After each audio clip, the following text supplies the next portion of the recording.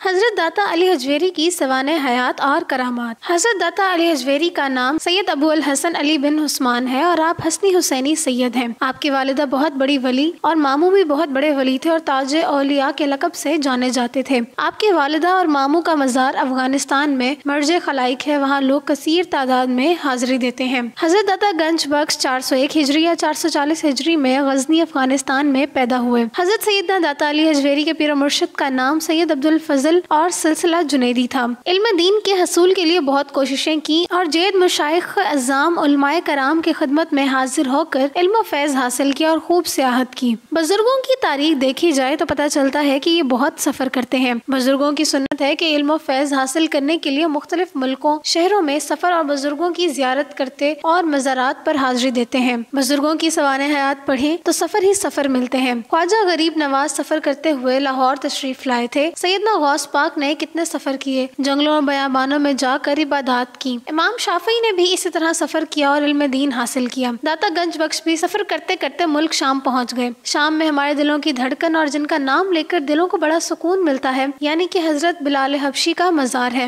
داتا گنج بخش فیض حاصل کرنے کے لیے حضرت بلال حبشی کے مزار پر حاضر ہوئے تھے۔ لاہور بڑا مقدس شہر ہے۔ حضرت مجدد الافسانی شیخ احمد سرہندی اپنے مکتوبات حصہ اول میں فرماتے ہیں کہ یہ شہر لاہور ہندوستان کے تمام شہروں میں قطب ارشاد کی طرح ہے۔ اس شہر کی برکت تمام ہندوستان کے شہروں میں پھیلی ہوئی ہے۔ مجدد الافسانی کے نزدیک پاک و ہند کے سارے شہروں میں شہر لاہور افضل ہے۔ اس مناسبت سے یہ شرافت و عظمت والا شہر ہے اور ہماری خوش قسمتی ہے کہ لاہور پاکستان میں شامل ہوا۔ اتنا بڑا ولی آپ کے شہر میں جلوہ افروز اور سایہ فگن ہے۔ یہاں ایک ایسا اللہ کا ولی سویا ہوا ہے جس کی برکت حاصل کرنے کے لیے خواجہ غریب نواز سفر کرتے ہوئے حاضر ہوئے اور داتا گنج بخش کے مزار پر انہوں نے چلا کیا۔ داتا گنج بخش 451 ہجری میں لاہور تشریف لائے۔ اس وقت لاہور میں جوگیوں اور جادوگروں کو بڑے بڑے نذرانے اور بھیٹ چڑھتے تھے۔ جوان جادوگروں کی خاطر مدارت نہ کرے اسے جادو کے ذریعے نقصان پہنچاتے، جو ان جادوگروں کی خاطر مدارت نہ کرتے وہ اسے جادو کے ذریعے نقصان پہنچاتے۔ اللہ کے کرم سے داتا گنج بخش کے قدم لاہور کی دھرتی پر پڑے۔ آپ نے ایک بوڑھی عورت سے دودھ خریدنا چاہا، وہ وہم پرست تھی، ڈر گئی کیونکہ وہ لوگ مسلمان کو اچھی نظر سے نہیں دیکھتے تھے۔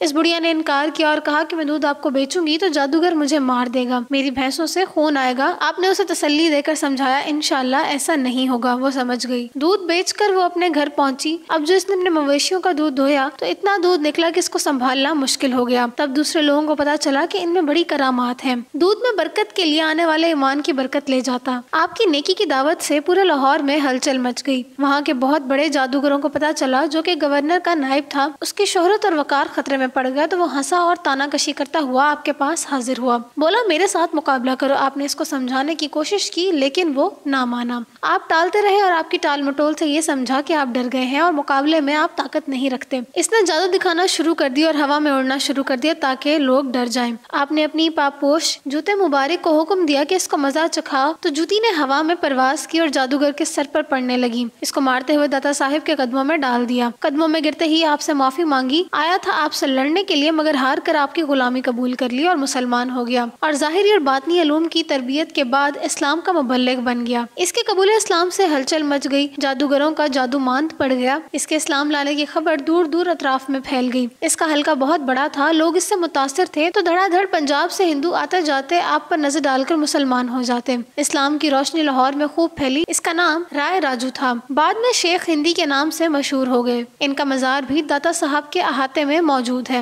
داتا گنج بخش نے جہاں آپ کا مزار ہے مکان بنایا اور مسجد کی بنیاد رکھی، مگر اس کی محراب جانب جنوب رکھی۔ علماء وقت نے اعتراض کیا کہ قبلہ سے ہٹ کر ہے اور ایک دن سارے علماء کو اکٹھا کیا، نماز پڑھی۔ نماز پڑھنے کے بعد آپ نے کہا کہ میں نے اس سمت میں نماز پڑھائی ہے، ذرا دیکھو ادھر کیا ہے۔ لوگوں نے دیکھا نہ محراب ہے نہ محراب کی دیوار، سب نے کعبہ شریف کا جلوہ دیکھا۔ بڑے کفار نے داتا صاحب کے دست مبارک پر اسلام قبول کیا۔ آپ کی کتاب کشف المحجوب ہے، اس کے معنی ہے چھپے ہوئے ظاہر کو ظاہر کرنے والی۔ اللہ کرے کہ ہر مسلمان اس کا مطالعہ کرے اور پڑھ کر اپنی اصلاح کرے۔ آپ نے اور بھی کتابیں لکھی ہیں۔ شروع میں بیان کیا جا چکا ہے کہ ہمارے بزرگان دین بہت سفر کرتے تھے تو غریب نواز سفر کرتے ہوئے داتا صاحب سے فیض حاصل کرنے کے لیے حاضر ہوئے اور یہاں چلا کاٹا۔ آپ 588 ہجری میں تشریف لائے اور 579 میں چلے گئے۔ داتا اور غریب نواز کے معنی قریب قریب ہیں۔ داتا کے معنی ہے دینے والا اور غریب نواز کے معنی غریبوں کو نوازنے والا۔ غریب نواز آپ سے متاثر ہو کر ایک شعر کہا، گنج بخش فیض عالم مظہر نور خدا، ناکسارا پیر کامل، کامل نارا رہنما۔